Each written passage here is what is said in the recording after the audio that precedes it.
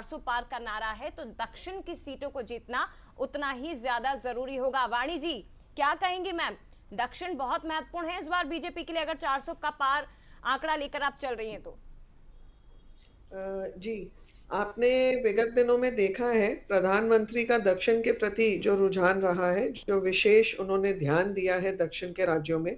तो कहीं बात जाए अगर तमिलनाडु, आंध्र प्रदेश और कर्नाटक, इन सब क्षेत्रों की बात कही जाए, तो निश्चित रूप से मोदी लहर, मोदी की राजनीति, विकासवादी और राष्ट्रवादी राजनीति, में बहुत अंतर आया है पहले के मुकाबले, और बढ़त होगी हमारी, क्योंकि इन साउथ के राज्यों में पॉलिटिक्स ऑफ परफॉर्मेंस की एक्सेप्टेंस है, पॉलिटिक्स ऑफ अब्यूज अब हटने वाली है वहां से।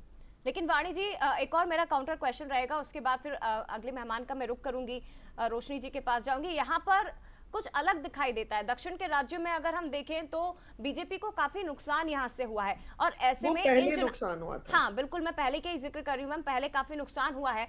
अब अगर बात की जाए तो यहाँ तमिलनाडु में बहुत बड़े बड़े मुद्दे उठाए जा रहे हैं अगेंस्ट बीजेपी के। बाढ़ का जिक्र किया जा रहा है कि बाढ़ के समय बीजेपी या केंद्र सरकार की ओर से कभी कोई मदद नहीं दी गई, प्रधानमंत्री वहां पर नहीं पहुंचे थे।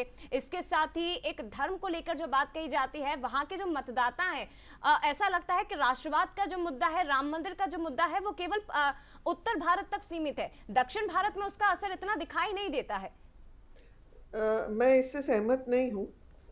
हाल ही में मैंने एक दृश्य देखा है अयोध्या जी में, जी। जब राम मंदिर के उद्घाटन के पश्चात मैं भी वहां गई थी, तो मुझे वहां लगा कि जैसे पूरा दक्षिण भारत अयोध्या में बसा हुआ है दर्शन करने के लिए। जी। तो मैं इस वाक्य से बिल्कुल सहमत नहीं हूँ। यानी कि और जो आप एक तरह से मैं बिल्कुल ये आश्वस्त हूँ। जी आश्वस्त हैं आप मैं कि दक्षिण में आश्वस्त इस हूँ बार बीजेपी जी। का परफॉर्मेंस अच्छा होगा। रोशनी जी जी कितनी जी। आश्वस्त हैं? दक्षिण में कांग्रेस का परफॉर्मेंस अच्छा रहा है, लेकिन इस बार कितनी आश्वस्त हैं आप, रोशनी जी? देखिए, हम पूर्ण आश्वस्त हैं, और मैं ये कहना चाहूंगी वाणी जी की बात सुनकर, इस देश का ये दुर्भाग्य है कि पहली बार भारतीय जनता पार्टी हर बार राम भगवान जो हमारे आस्था का केंद्र है, उनके नाम पर ये चुनाव लड़ना चाह रहे हैं।